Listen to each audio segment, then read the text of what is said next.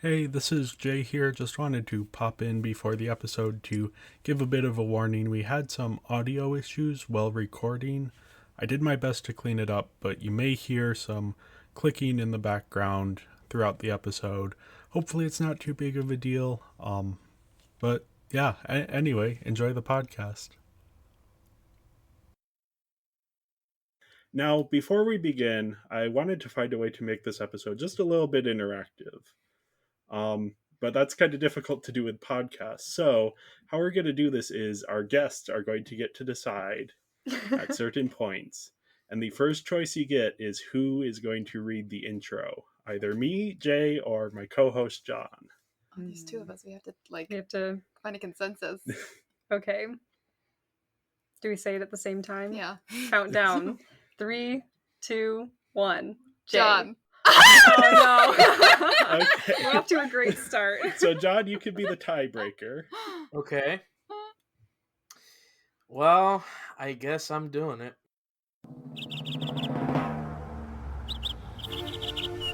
Hiya, Barbie. Hi, Ken. You want to go do a podcast? Sure. Jump in.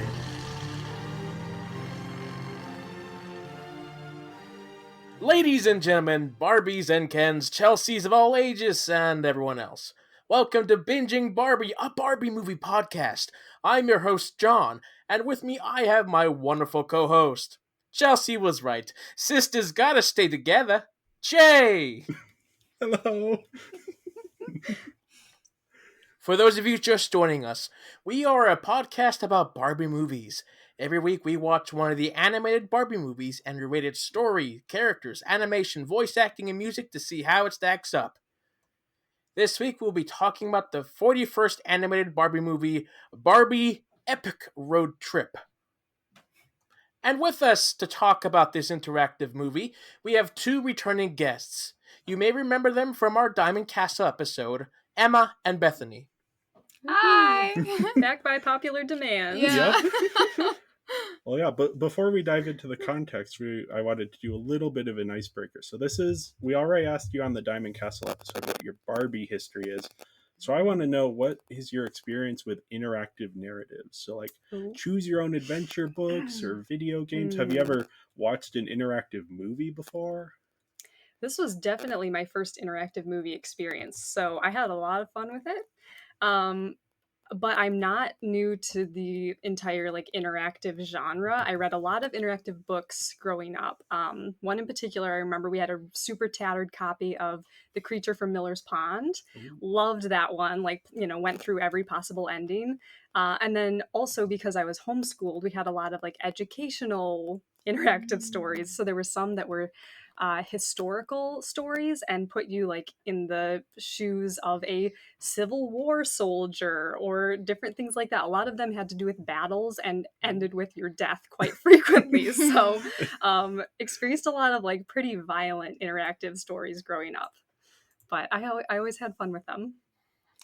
I feel like I have a very limited history with interactive narratives. I feel like I can only think of maybe one or two. I know that there was some, I don't know when this was made, but there's an interactive choose your own adventure book about Calvin College. What? Oh. Yeah, I don't know how it came into the possession of my freshman year RA, but he had it, and that was one of our first things that we did as a floor together. Interesting. That was really funny. But then yeah, this was my first interactive movie, and then we have that game, House of Danger. Oh, that's true. It's you buy it at a board game store, but it's basically cards, and it's based off of the Choose Your Own Adventure books, but they turned it into a game. Mm-hmm. So, and we've played that a few times now. Yeah, and it's pretty fun. It's fun. So, Now, John, I know you play video games. Have you ever done any sort of interactive narrative experiences? So I've known about these type of games for a long time. They're most commonly known in RPGs and MMOs, games like Knights of the Old Republic, Fallout, games like that. I never really got into that until much later because I am a freak for continuity. And let's just say Choose Your Own Adventure doesn't really work for what timeline is canon and which one's just fodder, you know. Yeah. So yeah, I didn't really get into interactive adventures until recently, when Markiplier has been releasing a couple adventures like a heist with Markiplier, Markiplier in space, and so yeah, of course, again for this film, Netflix. Uh, this is probably my first Netflix interactive thing. So Okay. yeah. Yeah. I'm also play a lot of video games, and so I have come across quite a few interactive narratives, and I did read Choose Your Own Adventure growing up. And yeah, I have actually played another Netflix interactive movie. So, What was it? well, we'll talk about that Oh, in a second okay. here, because I did want to dive into the context. This Barbie Epic Road Trip was released October 25th, 2022. This was Halloween. So I guess having seen it now, that kind of there's a few little elements Mhm. there. Oh, yeah. And this is the second Barbie movie to have been released since we started recording this podcast. It was released the same day as our Halloween episode, and actually 2 days before our Diamond Castle episode. Whoa. So a bit of a coincidence that you're back for this one now. Um, yeah, it was directed by Conrad Helton, he's just been a mainstay of a lot of these Barbie movies as a director. As other people have come and gone, he's kind of stayed on board. And it's written by Anne Austen and Ari Wallington. We've talked about Anne Austen before. She's written the last few of these movies. And then Wallington is a TV writer who worked on a bunch of shows: Sex in the City, Veronica Mars, Heroes. And actually, she wrote two of my favorite Gravity Falls episodes. The one with like the wax sculptures coming to life, and then the one with the pig and the time traveler. So, That's a So great good. one. Yeah. and yeah, we also have narrative design by Win Rush, who previously worked on a Family Guy mobile game. That's their only other credit. So, but yeah, that's sort of the person who's designing all of the different branching paths and how they all connect back together. Mhm. And then we have music by Ryan Franks and Scott Nickley, who they've actually both done uncredited composing work for other recent Barbie movies.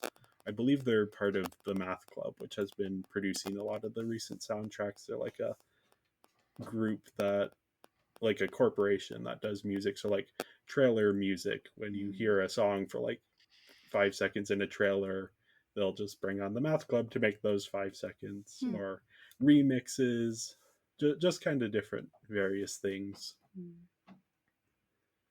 And yeah, now I do have some more context, but before I dive into it, I need to ask you both, my guests, Ooh. do you want a detailed dive in or just the surface level? I feel like I have so much to talk about this movie. So I feel Mm. like a surface level might be the best. Don't want option. to have this end up being 3 hours or something. Yeah. Mhm. Oh no, I understand. Okay. I was worried I had too much written out, so Uh-huh. that helps. This is Barbie's first interactive movie, and interactive cinema has actually been around for a very long time. It started in the 1910s, actually, with cinematic shooting galleries, where they would display a film, and then at certain points you would shoot out the screen, and then it would stop and then register that you got a point.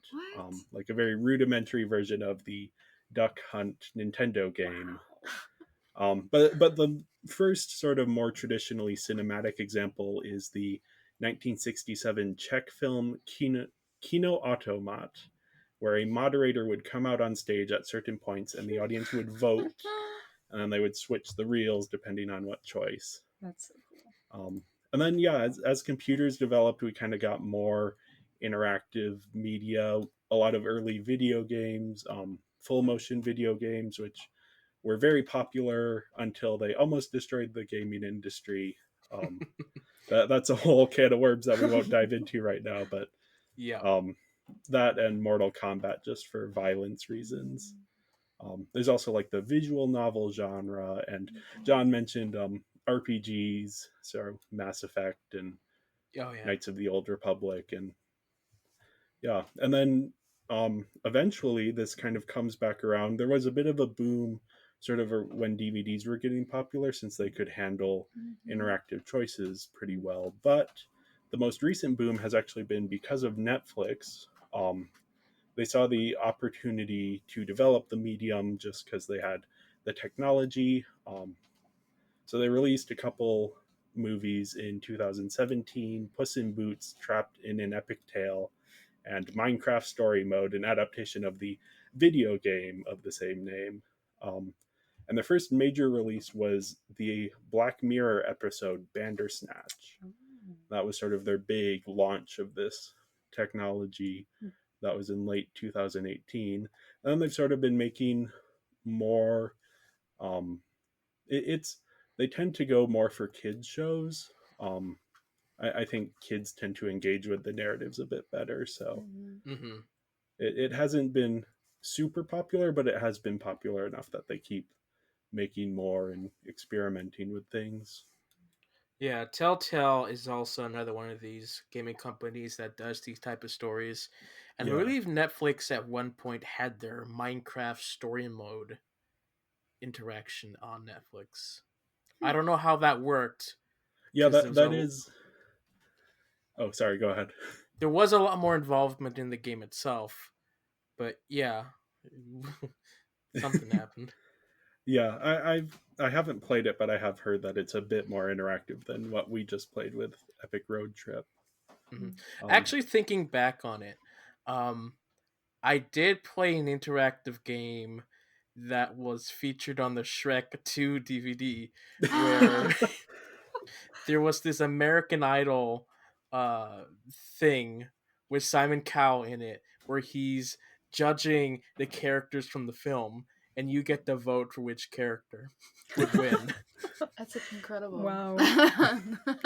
That's reminding me, you can totally cut this Yes. from the episode Oh, if it's no. too long, but my family had the Veggie Tales, Little Joe, whatever that, that story, and it had games on that as well. And there was a game where, depending on like what items you picked that you supposedly saw in a dream, you'd get like a dream interpretation, that this is what was going to happen to you. So yeah, and it was all read by the French peas and their whole French accents. Yeah, that's like early DVD was a huge space. One of the Final Destination movies has a bonus feature where you could make different decisions. There was actually a Choose Your Own Adventure movie released, and more recently there was the Batman: The Death in the Family adaptation, an animated adaptation of one of the most infamous DC comics. Well, Where it's more of like a remake of the Under the Red Hood film, but okay, but with yeah, other crap. the comic is Jason Todd, who took up the mantle of Robin after Dick Grayson, and he was unpopular. So DC gave fans the option to call in and decide if he would live or die. And then someone apparently set up like a phone to just constantly ring the die option. So the next issue of the comic came out, and Jason Todd is brutally beaten to death by the Joker with a crowbar. And yeah, changed the history of DC and comics quite drastically. And so now they've adapted it into a movie where you get to decide. Oh my goodness. Just like that. Wow. But yeah, I mean, interactive narratives have been going on for a while, and now Barbie is taking not her first plunge in. She's actually had like video games where you can kind of do different narrative things, but this is sort of the big jump in recently, and we have three possible plot lines here. So the background: this takes place after the Barbie It Takes Two show, which is itself a sequel to the Barbie Big City Big Dream, sort of this big franchise that they're trying to create. So we have Malibu Barbie and Brooklyn Barbie. They're going on a road trip to go back to New York City, and Ken and Barbie's sister Skipper are joining them. And Ken is sort of wanting to go deeper in his relationship with Barbie, and Skipper is trying to develop her new app that matches pets or dogs with potential owners. And then Brooklyn Barbie is wanting to get to New York as soon as possible for an audition to be in a music video. So these sort of three plot lines, you kind of are choosing between the three of them. Are you going to explore the romance with Ken, or are you going to go to the audition, or are you going to focus on getting all of the dogs to the right owners? Yeah, each of the choices you make sort of impact these plot lines. So there isn't a really good way to dive into the story here because all of our experiences with the story will be different. So I wanted to quick go through and actually start with the endings that we each got. Oh. So I first got I went to New York City and um, failed the audition, which tends to happen. Oh wow. Not completely, but you end up as background dancers, as trees in the Oh my video. goodness. Dream job. And then I think after that, Malibu moved back to Malibu to be with Ken, and Brooklyn stayed in Brooklyn. So that was the first Wow. ending I got. Okay. The ending that I got was I followed a lot of the like let's get the dogs into their homes kind of narratives. Yeah. And so but I did end up back in New York then because if I'm remembering correctly, we'd gotten a call from the talent agent person. Yeah. And got to New York just in time for the audition, which I believe went very well. And so both Barbies stayed in New York. And then I wasn't entirely clear on what happened to Ken, honestly, but it was clear that like the potential blossoming romance didn't really go anywhere, and it was like, well, we're still friends, but like nothing really happened here. By the So- way, pick this other ending. Yep. yes, exactly. The one that I ended up with was both Barbies ended up in London. Yeah, they ended up in London as singers. They were starting their musical career there, and neither Ken nor Skipper were there. It was honestly, it felt kind of abrupt, and I can maybe get into this later, but it was a long time coming. I was watching that movie for a long time. I actually went to check in on Bethany because we were watching it at the same time in separate rooms. And I thought that she was like continuing to go on to play through every possible ending because she was taking so long. But no, she just, got stuck. So, well, I also I dyed my hair that night, and I was like, "What?" I washed it out in the middle. oh, that's true. Like, I took There a were some break and washed my interruptions. hair. So I got the New Orleans ending where they get rid of the dogs by going to New Orleans, and these people on this film set want the dogs. And Ken, with the goodness of his hearts, offers to bring the Barbies all the way to New York. They didn't even ask. He's like, I'll get you to New York. I'm that good of a guy. They do that. They get the job. And then the thing just ends. It's like, yeah, me and Ken, we had an ending. But, like, could it be better if you went to the state fair in Pennsylvania? Big option right there pops up on the screen. I'm like, oh, that's kind of lame. Now, did you end it there? Because I'm realizing that's the exact same ending I had, and I chose to go on to the state fair. I chose to go to the state fair as well. Oh. Not as that's where I ended in my timeline, but I chose to witness the other timeline to see how it was. That's the proper ending of this film for sure. But I was confused why the Ken storyline got just pushed aside because Ken did it like a really romantic thing. He drove Barbie, who didn't even ask to go to New York, for this thing. And they just shrug it off like nothing happened.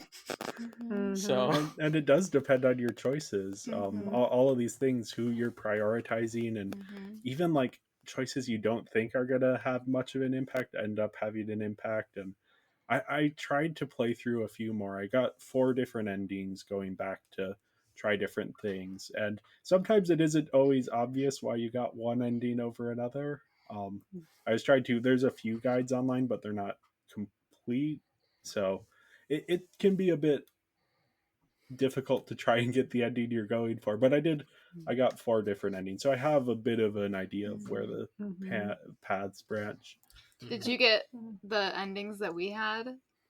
Yeah, I got the London ending, and I Okay. did also get because I also went to New Orleans first. Although that's where we can talk Well, about the yes. looping. Yeah. Mm. I also went to New So, Orleans. how many of you encountered the aliens? I did. Nope. Okay, Oh wow, Emma, you're so the only one. No, I guess yeah, I avoided them. so what happens is you encounter the aliens, and it takes you back to the start of the game, and now you play through again, and it has ramifications down the line. Actually, in New York, it'll sometimes give you a prompt of, do you want to run or take the subway? If you take the subway, having encountered the aliens will come and pick you up and take you to the audition. Wait, what? That's incredible. Oh, I'm so happy.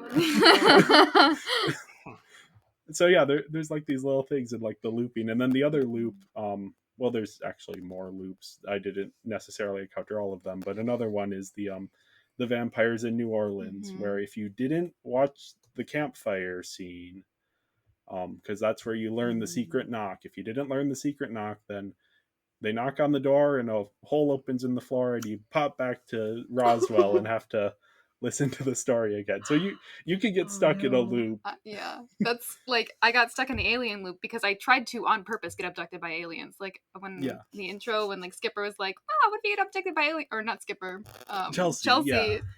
was like, "What if you get abducted by aliens?" I was like, "Oh boy, I wonder if this is like one of the options. I'm gonna try really hard to like get abducted by aliens," and I did. You And then I was like, "Oh succeeded. shoot, it's a time loop." And then I got, I went to New Orleans and got eaten by the vampire house, and I was like, "Oh boy, I gotta do this again." John, did you have a similar experience? Yeah, so I got abducted by aliens. Like I knew that was gonna happen, but like Barbie's character in the interactive segment really wanted to go check out that noise. Yes. So like I had to go with the character's desires as well. So I went with that. She got abducted. Whole time loop. They acknowledge that there's a time loop, and then they act like nothing happens as they repeat the exact same dialogue. And Yeah. so I pretended that they just did exactly the same thing, but instead of going on the sunset, they listened to the story because they know aliens are afoot. Yeah. And that's what led me to New Orleans. Yeah. So it sounds like we all eventually ended up in New Orleans with the Oh, vampires. yeah. I mean, when prompted to go to New Orleans, I'm not ever gonna say no. Oh yeah, no, it's wonderful. And like when they're there and it's like vampires, I was so excited. Well, the logical choice is like, oh, let's drop off 2 dogs versus this one big dog. Yeah. Mm-hmm. And That was they're my two choice. sister dogs, so you want to Yeah. keep them together. And this is all very interesting to hear because one of the questions that I had, well, it was something that I found kind of delightful, was in my mind the just like unexplained existence of vampires in the story because I listened to the campfire story and then I went to New Orleans, so I knew the knock. So I didn't encounter any aliens or vampires aside from that creepy guy on the side of the road who's like raking leaves in the middle of the night and then flies away as a bat. And you're like, oh, so that's, to me, that was the only real vampire. I did not realize that there were other real vampires. There aren't. It's just a house. It's the same house, and then a trap door opens, and you fall into the other ending. But it does have this like element of mystery of like, why did the door open? There must be real vampires there. Okay. All right, I see. This is, I think, the second Barbie movie to have a thrown-off joke of a vampire existing. Oh. Chelsea's Lost Birthday was the other one, yeah. That was Chelsea's there's a guy, a tour guide, who's telling them all about, oh, this island has scary vampires. Oh no, I'm just kidding. And then he walks a few feet away, and there's a guy under an umbrella with very pale skin. Do you have sunscreen? SPF 1 million. So kind of similar structure of the joke there. I don't think we've had aliens since the sci-fi one. I don't think so either, no. Yeah, I just, so much of the fun of this for me was experiencing like all of the random things that happen. I mean, it's a road trip movie, so you have to have, and it's kind of perfect for one of these like interactive things because you're choosing your destinations. So you get to kind of, do we go to Chicago or do we go to the diner? Actually, I don't think you can choose either of those options. You just have to get put on those paths. But I feel like speaking of places, one of the things, like a really small detail, I don't know if this is like gonna is worth saying, but like at the very beginning when they're like when Ken's got his big map and it like shows, like the picture of the United States and there's like a picture for every state, it made me laugh so hard that the picture for Ohio was like, I don't know what it was exactly, but it was basically like equating Ohio with the Amish. And, I thought that was hilarious as somebody growing up very close to Ohio. But, Yeah, I didn't encounter any Amish people on my epic road trip, but no. I mean, It's honestly, I disappointing. think I saw most of the things that it has to offer, but there are so many routes you can take that maybe there's something hidden in there. Uh-huh.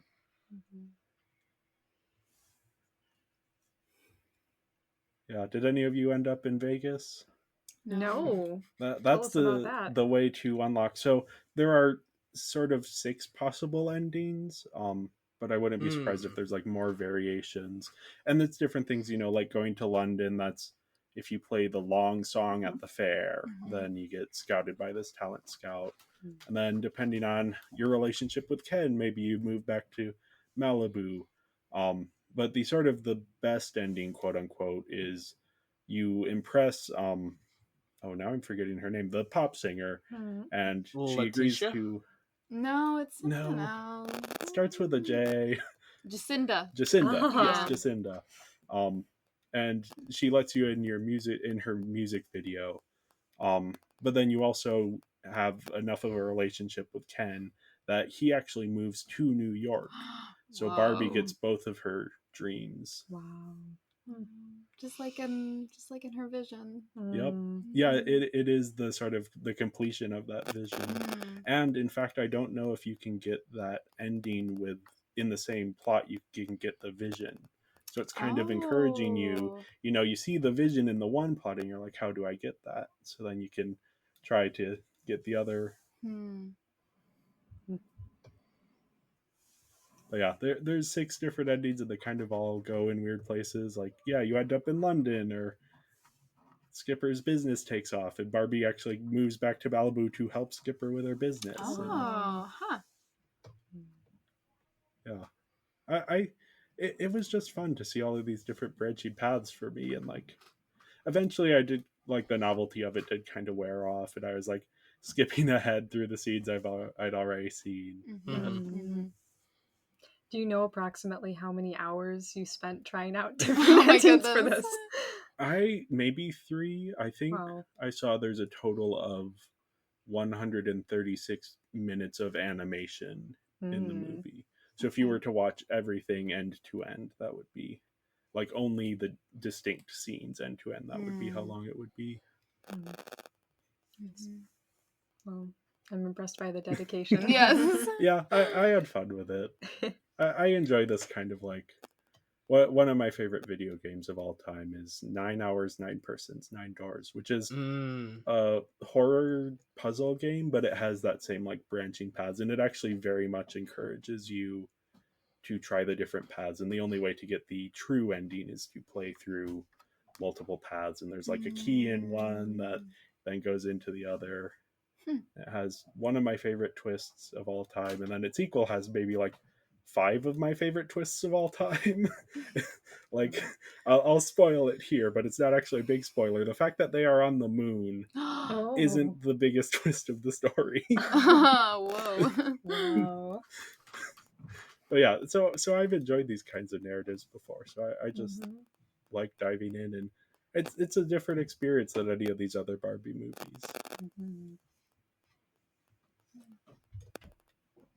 So yeah, I did want to briefly talk about sort of some of the themes at play here. There's obviously the dreams versus destiny, the first choice you make that actually has no impact on the story, but it gets you used to like what are the things, what's at stake, what are the choices you can make. And I don't know, it's like it's the comfort of home or the excitement of something new. It's Brooklyn is presenting one and Ken is presenting the other.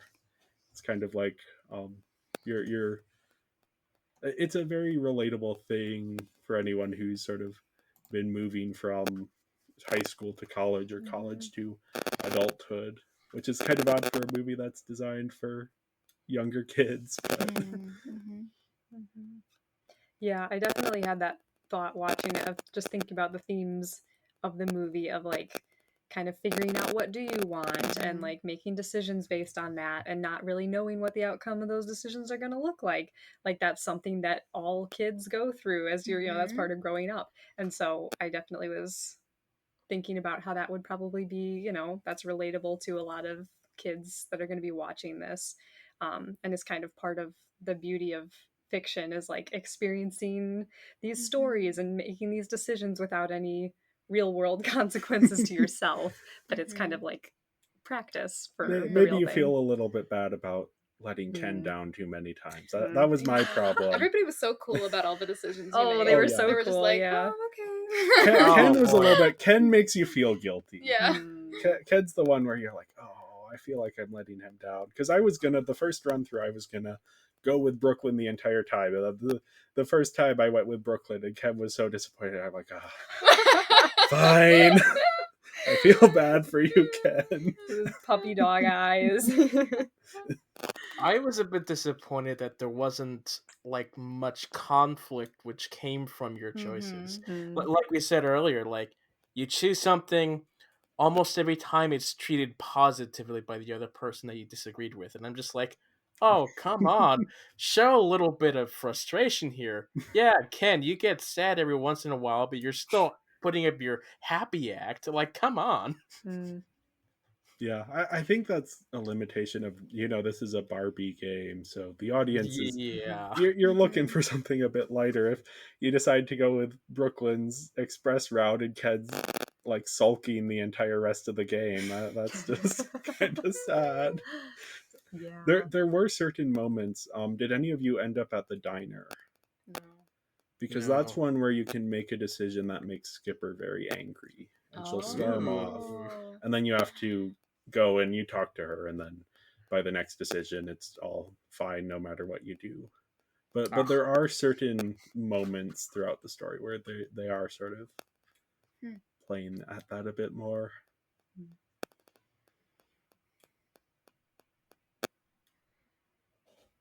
Yeah, I mean there's a lot of major choices in this game that you have to choose between, and it's never unclear what option you're choosing.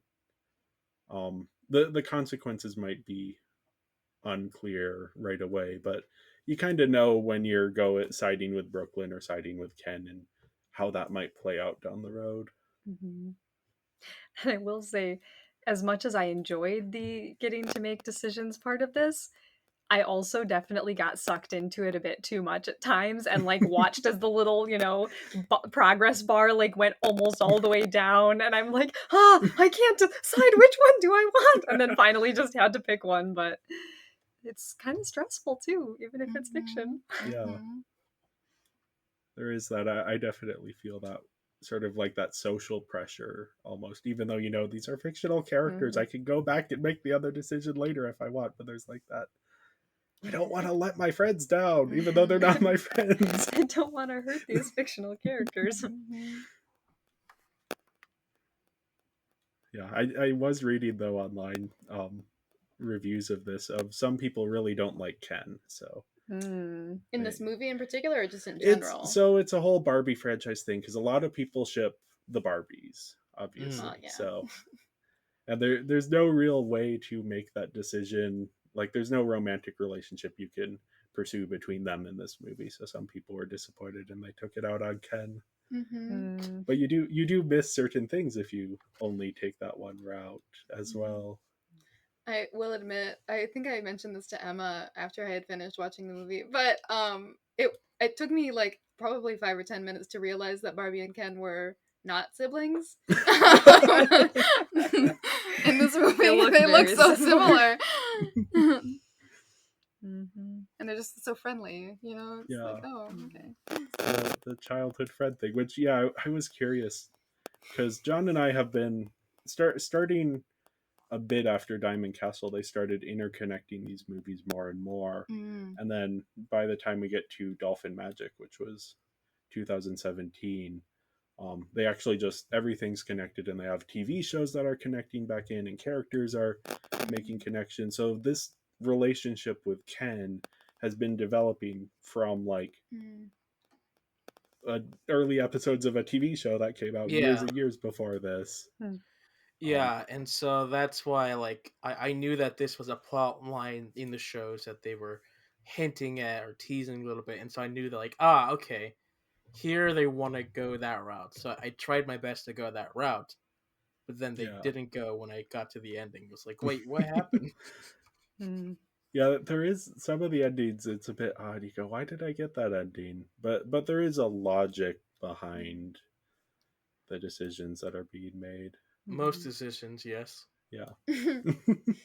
It's maybe I do think there is something to the endings can kind of feel a bit abrupt or perfunctory. And I think it is like you're supposed to play it multiple times, so that's supposed to bring you the catharsis, but I don't know. I had more fun playing through it than when I got like, oh, I finally got the best ending. Well, I had more fun playing the game than actually getting the quote unquote good ending. When you got the quote unquote best ending, did it still give you the option like, well, if you would try? Okay, so it's not like you did it. Yeah, you shouldn't have made any other decisions. Because most of the other endings, it's like Barbie wonders, oh, what if I had gotten to the audition, or oh, what if I had spent time with Ken?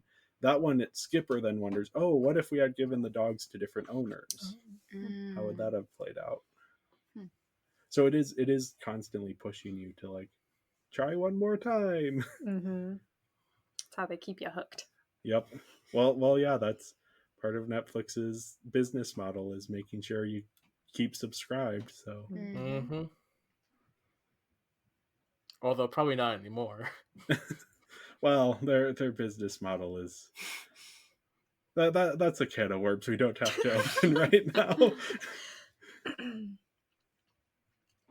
Yeah, I don't know. I just liked how relatable this is. Like often in video games, you know, when I'm playing a video game, it's like, do you decide to side with the person who is going to remake the world as this brutal place where the strongest survive, or do you decide to like everyone gets their own world where they are completely alone?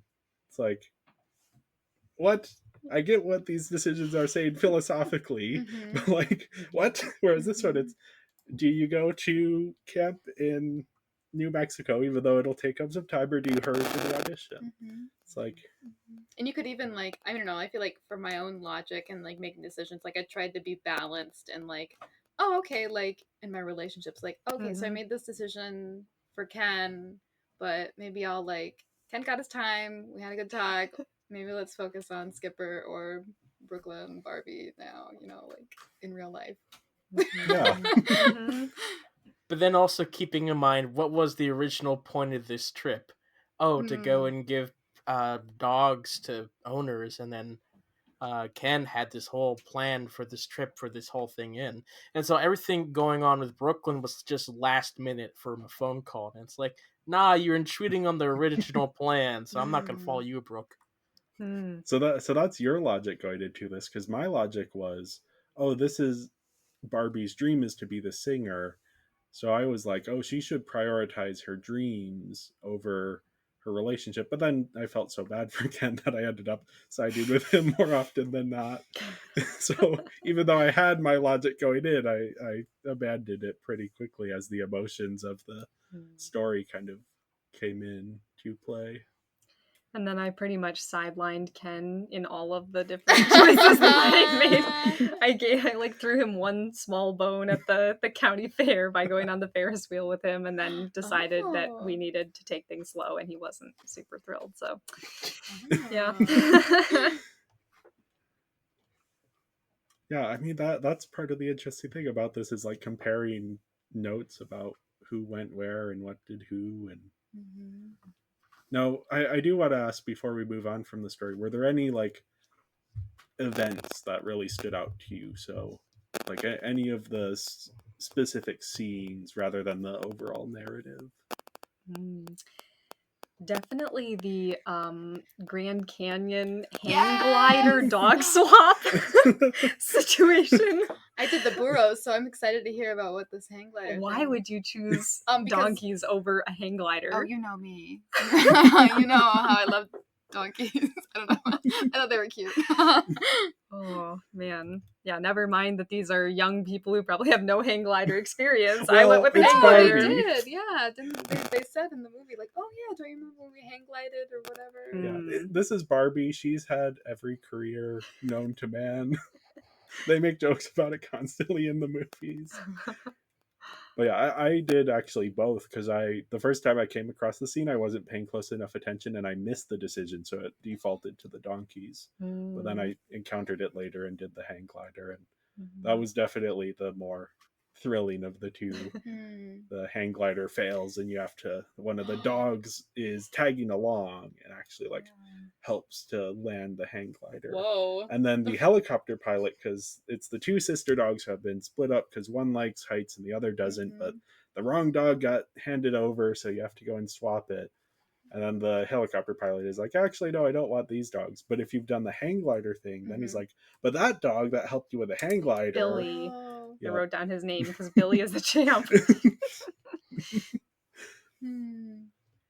Did you get to wear a cowboy hat when you were on the hang glider? No. Ooh, you missed out big time. I guess I did. Did you encounter the Grand Canyon, John? Of course, yeah. I went Okay. the burrow route. Yeah, that makes sense with what I know of you. Half the characters were wanting to go in the burrows. Barbie mentioned it was the safest route. I just went with that. Yep. Did any of you go to Dino Park? Yeah, it was really brief, Briefly. I feel. Yeah. Yeah, there was like when I was given a choice to either explore the park further or stay there and move on. I did not stay, so Okay. Yeah. I feel like the only thing that I really remember about that is that I just like was struck by how Ken is a man of such simple pleasures, and I appreciate that about him. Yeah, that one I was disappointed because I chose to stay, but you don't actually see inside the park. It's just like Nope. they cut to black, and then it's like, oh, we had such a good time in the park. Oh no! So I was sad. But But you then there get was to choose between a toy and a thing. and a fortune teller, so I chose the Yeah. fortune teller, and that was fun. And there's actually a callback later depending on the choices you make, but it doesn't impact anything besides that. The toy gets you like a little meet cute. Oh, okay. With who? What? With Ken? Yeah. Oh. so not a Darn. meet cute, a re-meet cute. Yeah. I also just really enjoyed both of the like Roswell, and then the like New Orleans vampire, just the like embracing of the alien culture Yeah. and then the vampires, and I was just like, yes, bringing in two of my favorite genres or whatever you want to call that. So I enjoyed all of that. I was so excited when the vampire showed up because I just love that kind of stuff, and we don't get that in Barbie movies. Yeah, I wasn't keep saying the expecting it. next Barbie movie needs to be a Halloween movie. Yes, Because I think that's like the dress up aspect. You can bring that in and like just a little bit spooky, like Scooby Doo spooky. Oh, that would be epic. Yeah, there's a bunch of different places. You can go to Chicago. There's a ball game you attend there. Whoa. Oh yeah, I thought they were like historic baseball field, and I was like, oh.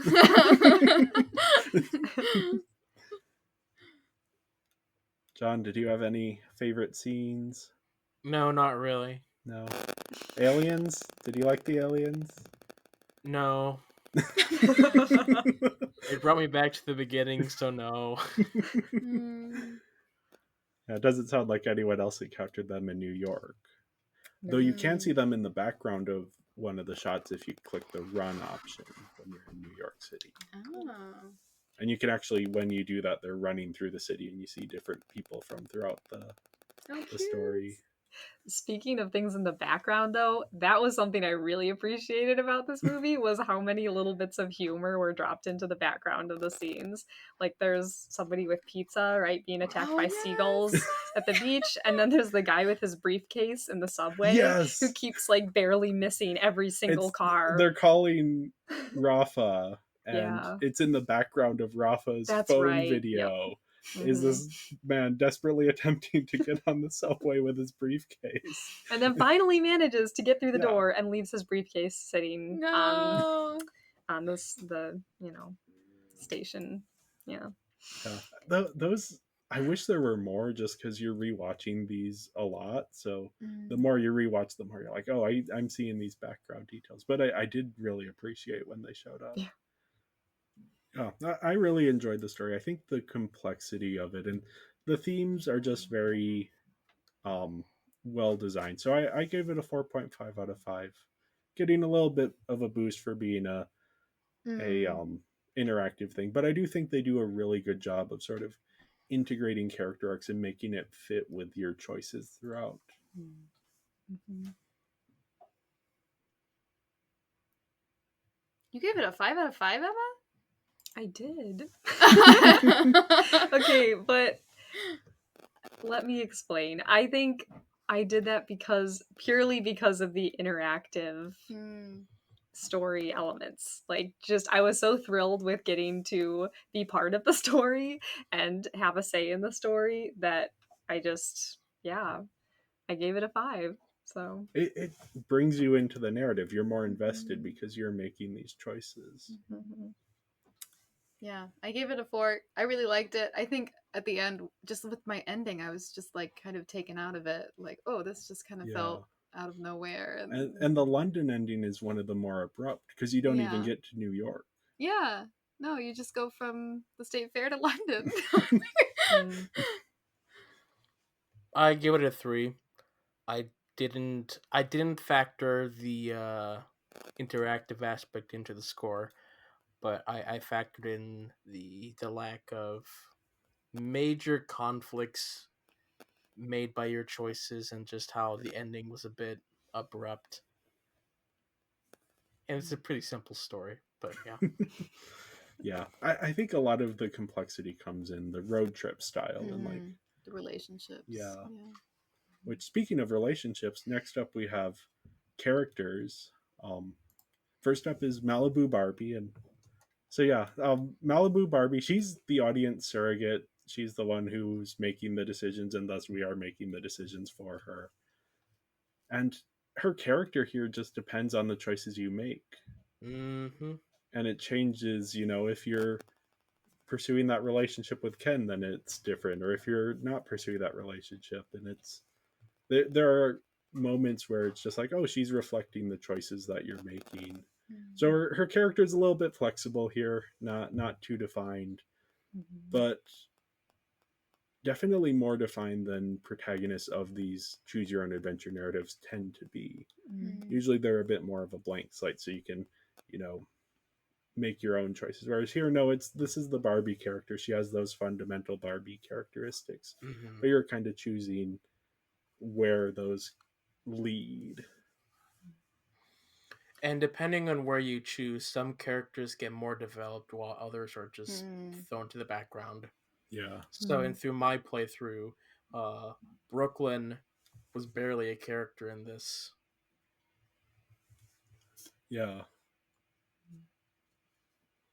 Yeah, I feel like I don't think I interacted much with Skipper at all. I kind of forgot she was there.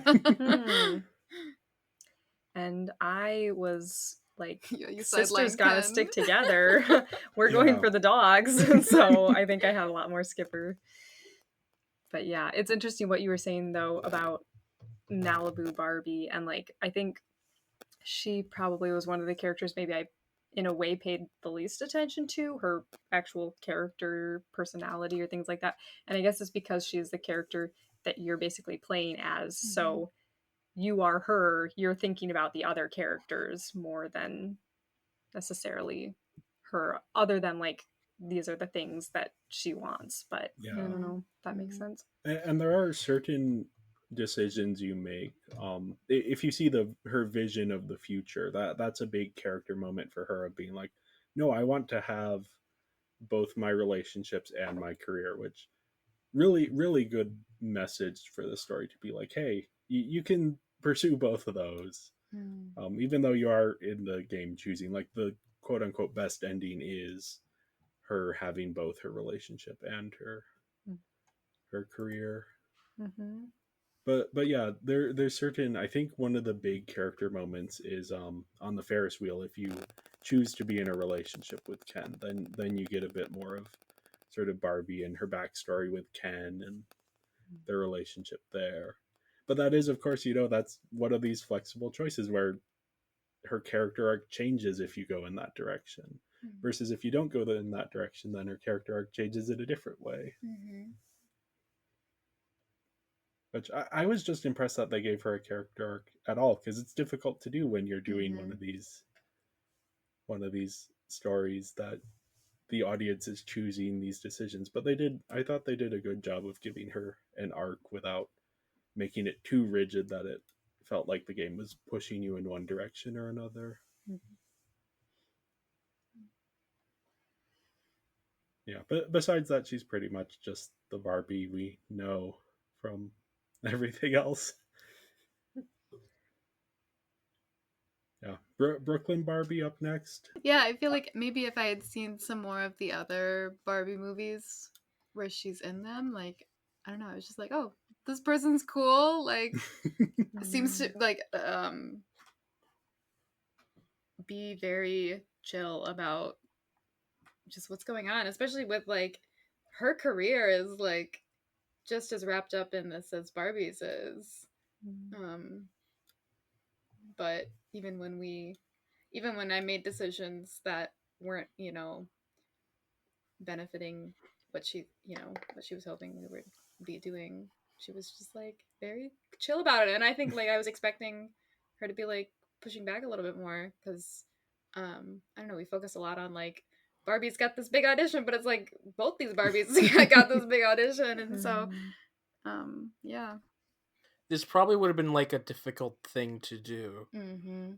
but it would have been interesting if whichever direction you chose to go with, if you went more on the Ken side of thing, or if you went more on the Brooklyn side of thing, that the other character would have a different arc depending on those stories than just being sidelined for most of the film.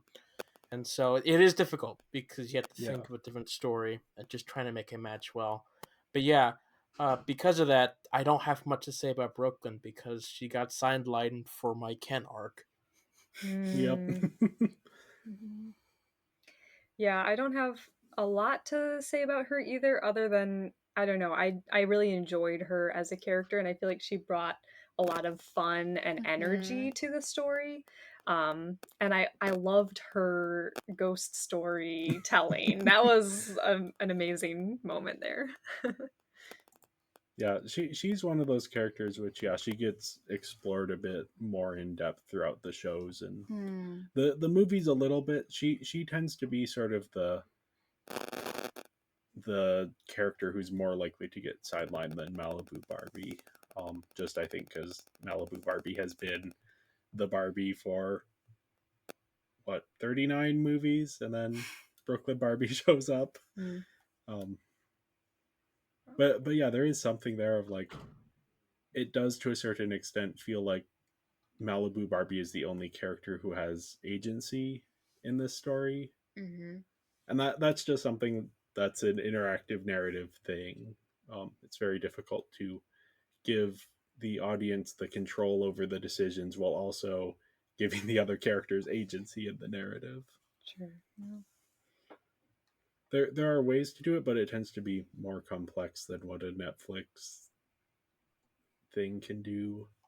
That's more of like the Middle Earth Shadow of Mordor video games, where it's like you have antagonists that are also having arcs parallel to your arc, and it's a whole weird system that is too complex to try and dive into right here. But yeah, we also have Ken.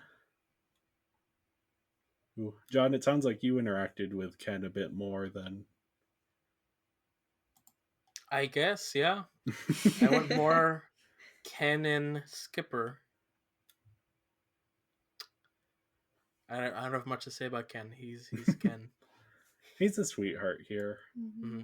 Yeah, it's been a while since we've seen a Ken try and pursue a Barbie in these films.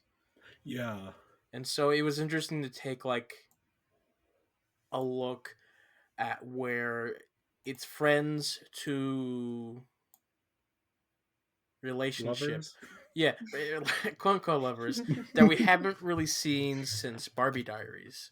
So Yeah. yeah, it was really interesting to see how they had a modern take on it, which was kind of cheesy and lame, but you know.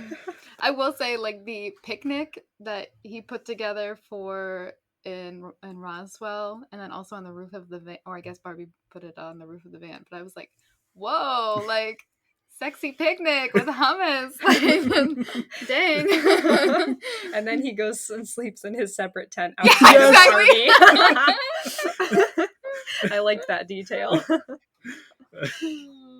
I have 2 notes on Ken. One being just how delightful I found it, like how completely obsessed he was with Malibu Barbie. Particularly, I wrote down the quote of like when Skipper says, "Who's your best bud, Ken?" And Ken immediately responds, "Barbie, obs." And then also just that I would love to go on a road trip with Ken because he's got like the destinations nailed down. I don't like to plan any of that stuff, so just yep. It'd be a good time. He's got his bucket list. Yeah. Yeah. I think my favorite thing about Ken is that in the and I like Ken as a character because I ended up siding with him a lot, even though that wasn't my plan going in. But the best thing about his character in this is that in the quote unquote best ending, he ends up moving to New York to be with Malibu Barbie because, like, why not? Yeah, what else is he doing? Yeah, it's just a flip in that sort of the expected quote unquote relationship dynamics, where like yeah, of course Ken can move to New York so Barbie could pursue her career and also have that relationship. Yeah, it's a simple solution to a problem that really isn't all that much of a problem of them being together while she also has her career. And that's just like a nice message to send to kids because you often have like the classic Beauty and the Beast arc where, you know, Belle starts the movie, she wants adventure in the great wide somewhere, and then you could argue that the movie is her adventure, but it's just that little bit of unsatisfactory thing of like she wants adventure but then she settles for a guy. Whereas here, no, it's like, why can't she have both the adventure of this career and this musical experience and also have the guy? Yes. Yeah, ¿por qué no los dos? Wasn't that a conflict in Princess and the Pauper? Yes, that was, and Princess and the Pauper had a smart solution to it as well. Oh yeah, where they like put off their. Yep. Yeah. Yeah, I like this one even more because it's swapping the sort of the quote unquote traditional gender norm is that, oh, the woman will follow the man around. So I like the swapping of it and putting that on, and it fits with Ken's character. Just as he's established, he is a character who is devoted to Barbie. So why wouldn't he move to New York to be with her? She is his oxygen, you know? Yeah. Whoa. What other reason does he have? Yeah. Now I think the person who gets the least development, I think kind of no matter which arc you go on, though maybe not, is Skipper. Now, Emma, you said you were focusing more on Skipper throughout. What did you see more of her character, or was she still kind of a little bit sidelined even when you were siding with her? Yeah, I would say I think she didn't get a whole ton of development in general. I think I probably was focusing more on her desires or motivations.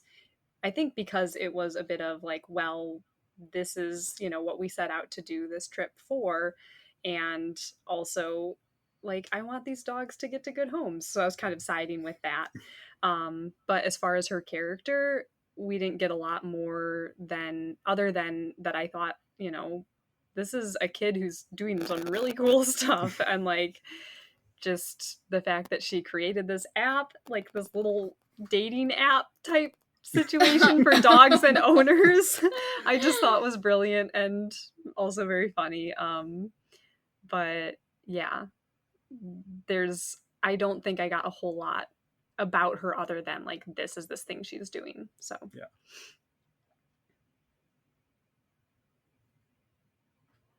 Yeah, I think there are moments where her character shines through, and if you don't get the diner scene, then you miss a little bit of that where she has this sort of like mini conflict with Barbie where she's like, why are you focusing on I think it's in the express route that this happened. So why are you focusing on the audition? Why aren't you helping me with my app?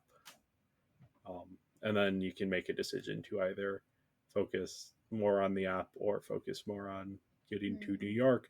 But Skipper understands you no matter which decision you make. So, in fact, they frame it as Skipper's decision because they're like, oh, Barbie and Skipper will say it at the same time. So if you choose the focus on the app, then they both say the app. If you choose focus on getting to New York, they both say New York. So kind of any guilt you might feel for which choice you make there is lifted in a way that is maybe not accurate to the characters, but sort of serves the function of this as like a lighthearted Barbie adventure. did some of you get the experience where Skipper ends up talking to like an investor about the app? No. I didn't know. Random. Where was Really? that? Okay, that was in New York as well. Mm-hmm. Yeah, is that correct? Yep. Yeah. Yep. Yeah, and it's their talent agent person, Rafa, right? Who actually, I believe, calls with the connection about the investor. Like, hey, I have somebody who might be interested in this app. You should come check it out. So then that's actually a sweet moment of like Malibu Barbie going with Skipper to this investor meeting. The app crashes right as they get there and she's panicking. Skipper's panicking. You know, it could take an hour to reboot the app, whatever. And then the way that I played it, she decides to reboot the app and Malibu Barbie calls in Brooklyn Barbie to come in as a distraction and they perform their song Oh my for the gosh. investor who's kind of confused, but then it works and they get the app up in time for the investor. So That's great. yeah, that was sort of a sweet sister moment. Yeah, I chose that Barbie had a plan B, which was apparently she already had an advertisement edited together, and they showed that to the investor who was like all in and all that fun jazz. How that happened, I don't know. All that downtime in the van. Yeah, I guess so.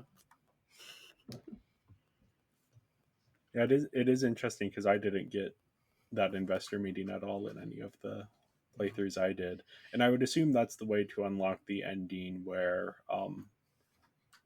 Malibu moves to Malibu to help with the business. Yeah, we have side characters. I think Rafa is really the only one who shows up more than once, or the aliens if you get the right thing. Mm-hmm. He's been around since Big City Big Dreams, and he's sort of a or like third lead of one of the shows. He is one of the more overtly queer coded characters in any of the Barbie movies because he's like a fashion designer and he has a line about the only labels we care about here are designer. But it's very like Disney, like almost exactly the character from Cruella down to be like the fashion designer who doesn't care about labels. Speaking of queer characters, did anybody else notice the lesbian moms at Roswell? No. Oh my gosh. Okay, so the dog that they give to a family in Roswell that's got two moms. Okay. Oh, totally missed that one. I was like, oh, okay. Oh, that's a good catch. I didn't. Yeah. Sort of sneaking it in the background there. Yeah, It's some crumbs. Did you catch the background gag of some characters from Dreamhouse Adventures being chased by pigeons with pizza? On the beach? Yeah. Oh, Yep. I didn't know the. I saw the pizza and the pigeons, but I didn't know that those were characters from something else. That's from the TV show, which has way too many characters. And they were all in the Princess Adventure movie, even though they didn't need to be.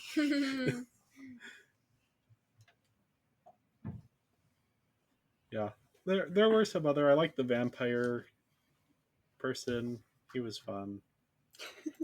But yeah, a lot of just like characters who show up for one scene and then Jacinda, the pop singer. If you follow the right route, you can actually encounter her in Las Vegas, and she has a moment Oh. there.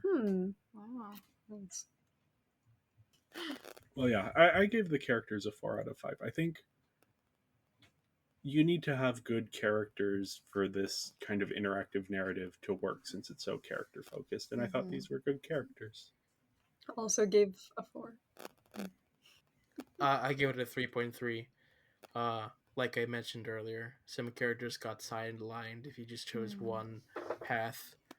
I'm sure that if you were to just go through all of it, it'd be better. But like, who's gonna take the time except for Jay?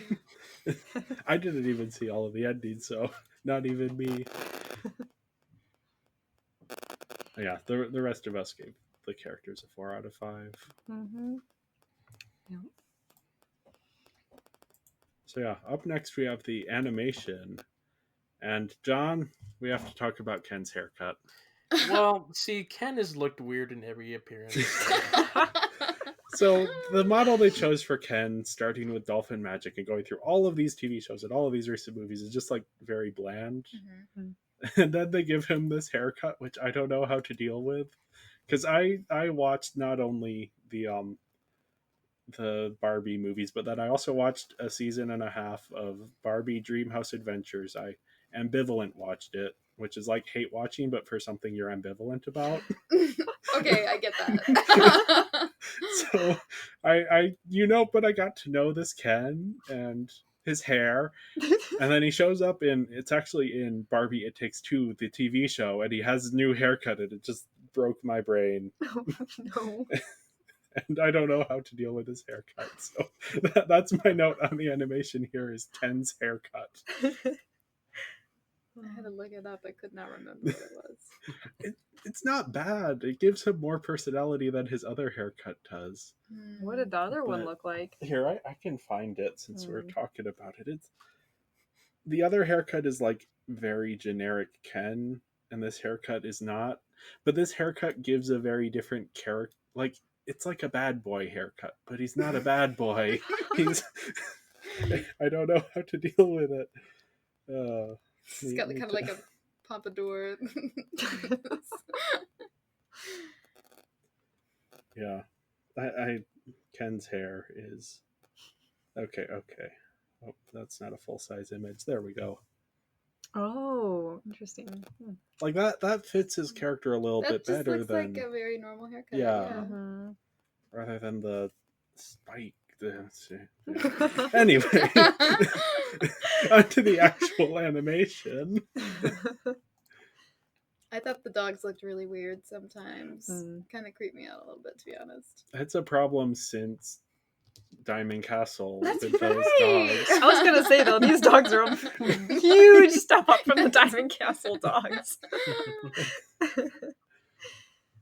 And just in general, comparing this animation to Diamond Castle, because that was the last Barbie movie I have watched, massive improvements on this across the board, just stunning. So to me, I was very impressed with the animation on this one because I had kind of a low bar coming in.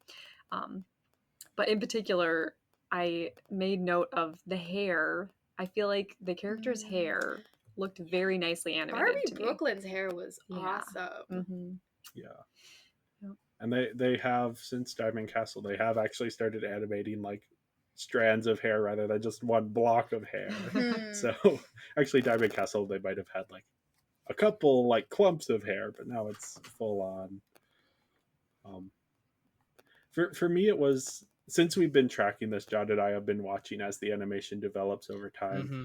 And this one was a little bit of a step down from the last one from Mermaid Power. That one actually has really good hair because it's all underwater. Oh, Yeah. wow.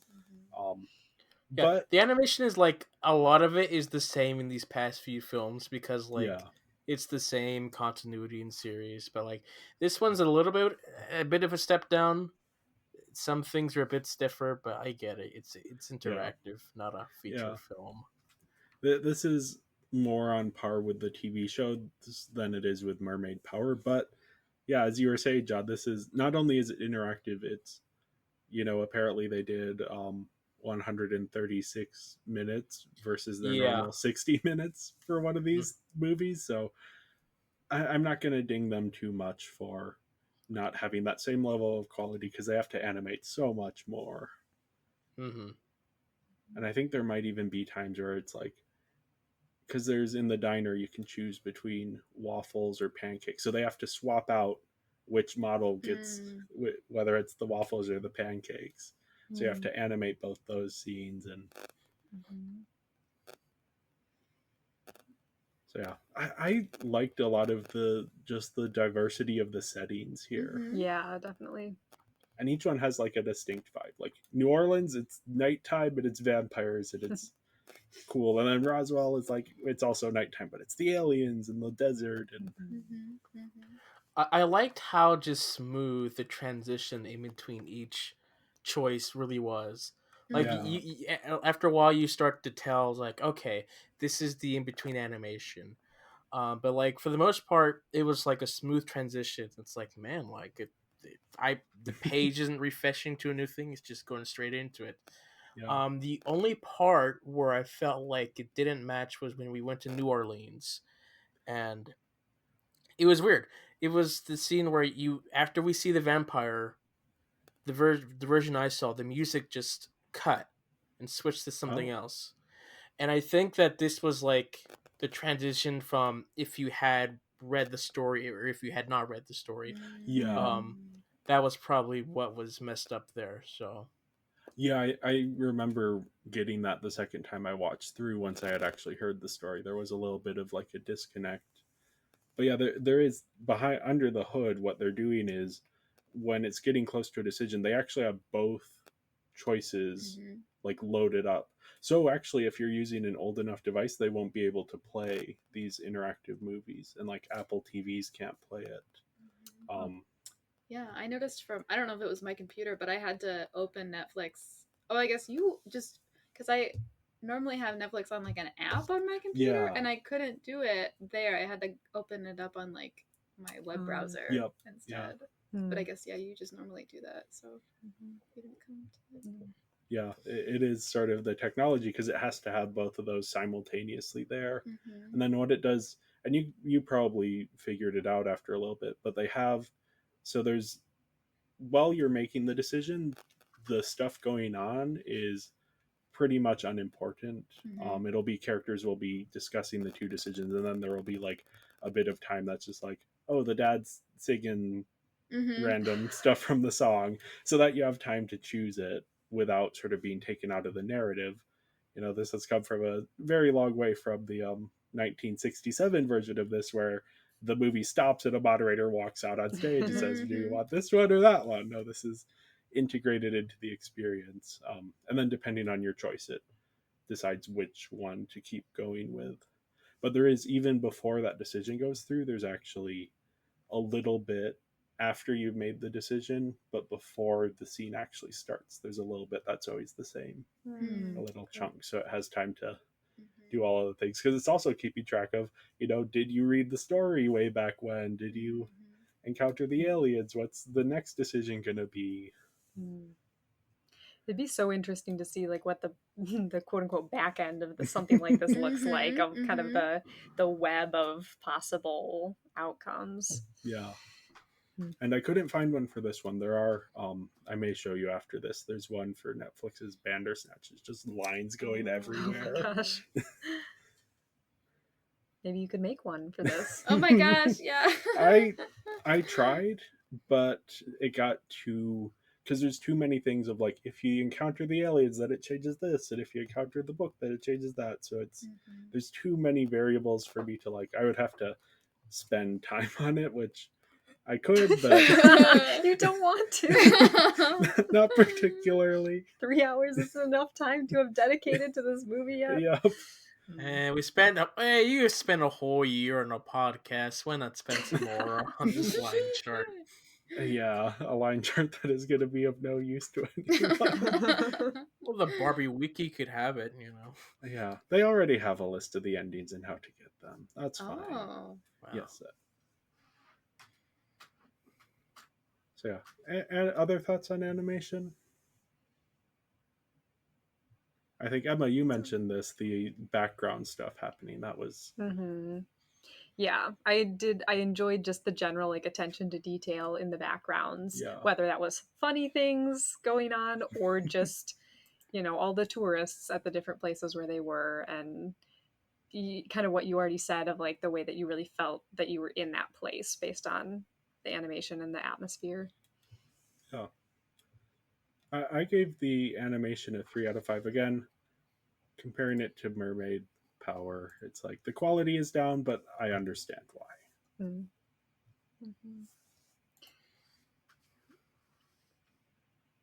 I gave it a 3.5 because I was like, this is unremarkable. But that's also, not a bad thing, I guess. Yeah. And I gave it a 4 because I was really blown away in comparison to Diamond Castle. So I go to 3.5, where it was still solid enough, but it was less than previous films. Yeah.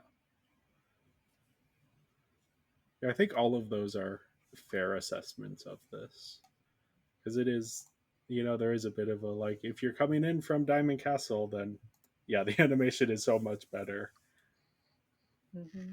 Yeah, just it is kind of nice to be reminded of, oh yeah, they've come a long way with this animation. So yeah, next up we have the voice acting, which a lot of returning cast here from other projects from the whole franchise. Mm-hmm. Now here's a question we've been asking all of our guests recently. Did Malibu Barbie sound like Barbie to you? As in your version of Barbie in your head, did Malibu Barbie match up with I that? do think she sounded slightly different. And I don't know that I have a Barbie inside my head to compare it to. I will say, like, my exposure to Barbie is mainly just this one, The Diamond Castle, and then the ones that I grew up with were Princess and the Pauper, Swan Lake, and Fairytopia. Which yeah, So those are older ones. and those all have the same voice actor playing Barbie. Okay. Here we have America Young, who has been Barbie for quite a few of the movies and then all of the TV shows. So for me, I don't even register her anymore. It's like she automatically sounds like Barbie to me. But when Well, yeah, she just doesn't I sound like Barbie to I me. agree with you with America Young specifically. I agree with you. Oh yeah, I definitely. agreed with you from when she first showed up. But then as I've watched so much of this, it's just like, oh no, she's Barbie now. She's our 5th Barbie in this series. Yep. Wow. Fifth voice actor. I need to not be a voice actor. 5th voice actor. That 5 is both quite a few people and then also not that many for how many movies there are. And TV shows. Yeah. Oh yeah. It's there's a lot going on. Mm-hmm. Yeah, we also have I like to bring up Greg Chun, who plays Barbie's father, Malibu Barbie's father, because he plays Ike, my main in Super Smash Bros. So I think it's funny, like, looking at this list and noticing that the same guy is, oh my gosh, where did it go? The same guy is, what's his name? Rafa? Mm-hmm. yeah, And the goat herder, because both of them, I was like, this person is putting on an accent and they're not doing a great job at it. so this is something we've never talked about, John, is Rafa's accent.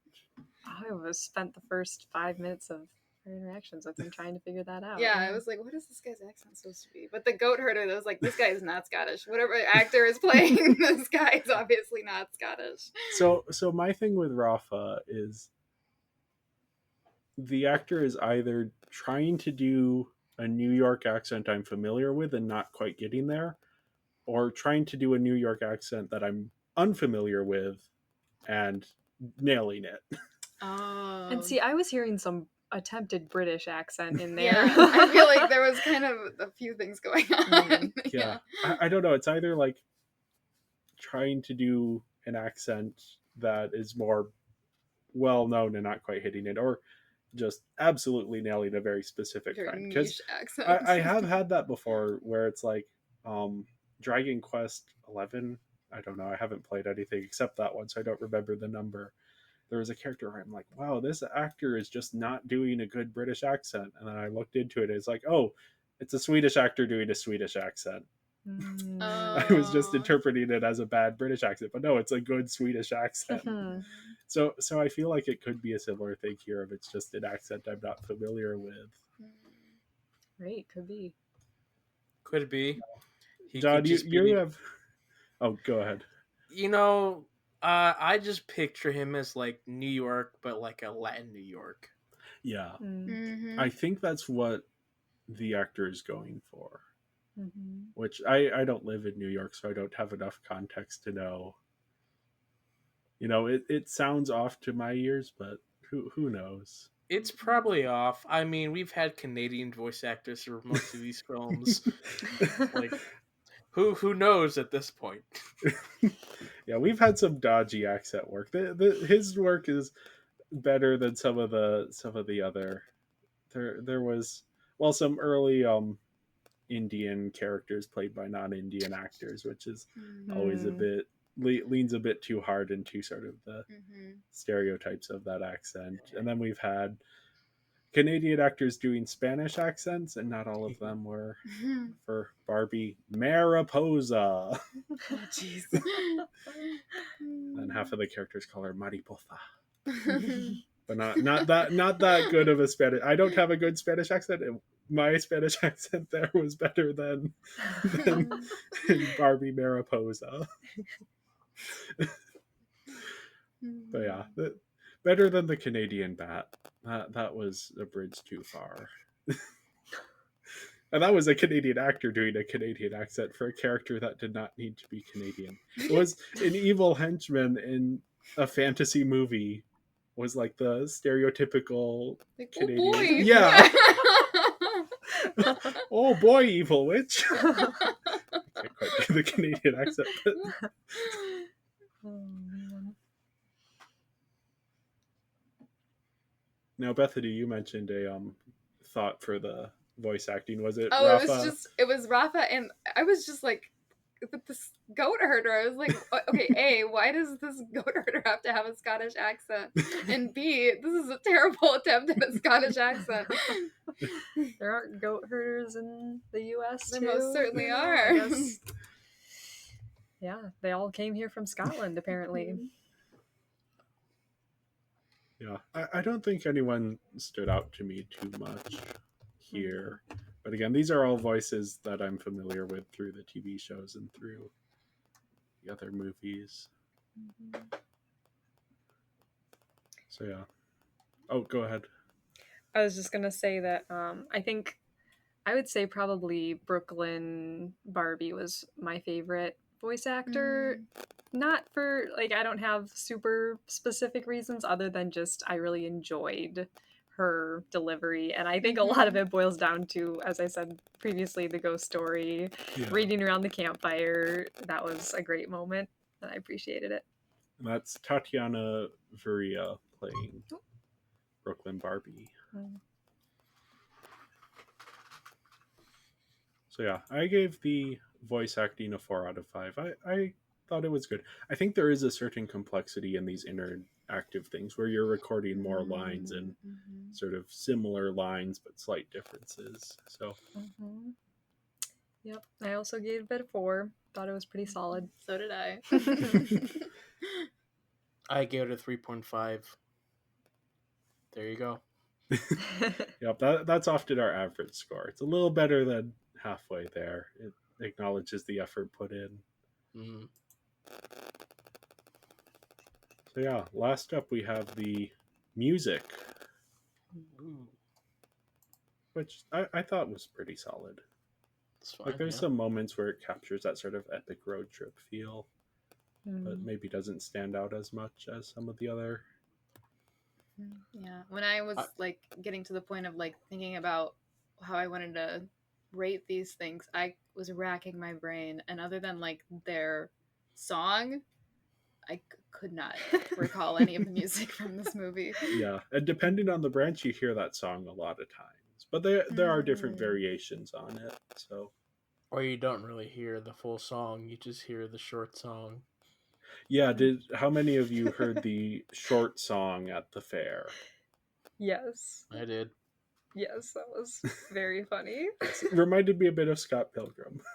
You know, it was interesting that we were getting an electric guitar sound from a good acoustic guitar. What magic is this?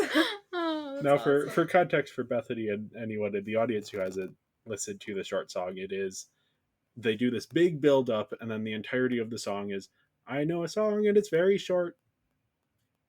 That's it. That's it. Okay, because I was wondering, because I did the long song and I was like, this is the long song? Like, it was like 1 minute long. It's very reminiscent of the Scott Pilgrim. Our next song is called I Am Sad. I am so very, very sad. So sad. Yeah, for the music on this, I think going into it, for some reason, I was expecting it to be a musical, which Diamond Castle is. Yeah, I guess I was like, all Barbie movies are musicals, right? But no, it was not a musical, and so I think because of that, I was expecting there to be more songs, and so I wasn't listening to the soundtrack, like background score as much. But yeah, I thought the short song was pretty funny, and then I did like what little bits of that road trip song we got to hear too, the Jacinda song. That did sound like it would be a bop, but I would have enjoyed maybe hearing a little bit more of that, because I think I heard like 10 seconds total with the route that I went. So, but yeah. Yeah, that's one you have to get to the audition and get the right audition, and yeah, I don't know all of the things that I think for some reason I wrote that there's finally a song with a rap portion that is well integrated, because that's been an issue with several of the ones before, but I don't know which song that is. So I'll just put that out into the ether. That's what I thought. And I don't know which song I was referring to, because I wrote these notes a while ago on my first playthrough. So I don't know what was it the dad? Must have been. No, I think it was the big song, but I'm trying to remember if there's actually a rap portion, or if I was just like tired. Just thought of one in your head. Yeah. Did I invent one? Finally, a song with rap as well. Yeah. Because usually it's Skipper, and usually it's like it's that thing that every musical has to do at least once since Hamilton, is like try and put a rap verse into every song, usually sung by the ethnic minority character, though in the Barbie movies it's often Skipper, and usually it's like not very good. But apparently this one had a good one. I don't know which one it is, but that is, it's out there somewhere. So yeah, I gave the music a 4 out of 5. It was fine. I like the main song, but the rest of it was just kind of forgettable. Yeah, and I did a 3, I think, just because there wasn't a lot of super memorable music for me. So it wasn't bad, like noticeably bad by any means, but it didn't stand out either. That's exactly why I also gave it a 3. I gave it a 3.5. It was fine. But yeah, that leaves our final scores. I have a 19.5 out of 25, which is a 78% or a 3.9 on our 5-star scale, which I had fun with this one. I enjoyed it. I don't know if it's quite like upper echelon, but it's there. The interactive stuff really brings it beyond, but there's more than just the active stuff. There's also the themes going on here that I really appreciated. My final score was a 16.8, which is a 67% or a 3.36 5-star rating, which has been what I've been giving most of them in these past few films. Yeah. Yep, makes me putting together the rankings difficult because you give everything the same score. I mean, they gotta start doing more stuff. It's the exact same now. My final score ended up an 18.5, which is a 74%, or a 3.7 out of 5, which feels apt. This was like, it was okay. C's get degrees, am I right? Yep. And my final score, I got some nice round numbers here. The total is a 20, which gives it an 80% and a 4 out of 5. And yeah, I honestly had a really great time going through this. I also didn't get stuck in any like dead ends, so I just kind of breezed through and had fun with it. So it was an all-around enjoyable experience for me. You, remarking about dead ends reminded me. I remember like when I had first finished watching this, like finally came downstairs, and we talked about how like these like time loops, like in other like choose your own adventure kind of stories, sometimes the characters die, and so in either of these, what if Barbie and Ken died? I mean, when they fall through the trap door at the house, that's kind of implied. Yeah, well, it's not implied in any way. No, they literally fall into the scene. But it is, a different choose your own adventure that's not aimed at young audiences the way. Well, I guess choose your own adventure is, but like, you could totally see that being a death moment in one. And I think they're actually, because that sort of style of it is so prevalent, that I think they're actually the loops here, they're trying to find a way to not have it be death. That's the issue. The other big one that I've played, the Netflix one, is Bandersnatch, and that one has multiple deaths that you can end up with. And that one's also like super meta. Like at one point, depending on the path you take, the character realizes that he's not making his own decisions. Oh, gosh. That someone's making them for him. It's a weird one. That one is like, comparing that to this one was such a better experience, like playing through this Barbie one, of like having actual characters with arcs and not have it being like a Black Mirror subversive, oh, we're gonna which I like Black Mirror and I like that subversive stuff, but it is, it's nice to just have like, here's a nice story and everyone gets along, and no matter what you choose, you kind of end happily, and no character becomes aware that someone is making their decisions for them, and you don't have to think about that. Although that would have been kind of a fun twist. Yeah, maybe you should play the Netflix's Bandersnatch. The only thing that I haven't said yet is that I'm so glad that Ella and Bella, the sister dogs, were not separated. Yes. I would have cried if they were sent to different homes. And for a while there, the route I was taking, it seemed like they were just happily going to send them in different directions. I was like, what? I've been too invested in this dog plot line for you to just separate these sisters. But then they were reunited. So that was a good ending. Now, before we do the outro, you now have to decide, our guests here, who is going to read the outro. Will it be John or Jay? You ready? Okay, 3, 2, 1, Jay. Jay. Yay! We did it! Okay, well, thank you everyone for listening. Make sure to follow us on social media. We are Binging Barbie Podcast on Instagram, at Binging Barbie on Twitter, and Binging Barbie, a Barbie movie podcast, on Letterboxd. We also have a Tumblr. You can find that through our link tree. I don't remember what it's called, but I'm sure if you look up Binging Barbie Podcast, it'll show up. I always forget to plug it because I don't understand Tumblr. It's a weird site that I haven't figured out, but it's there. We get engagement on that sometimes. So, and like, leave us comments or likes or stuff. We like to hear from you. And we will be back next week with our last animated Barbie movie episode. Oh yeah, getting to the end here.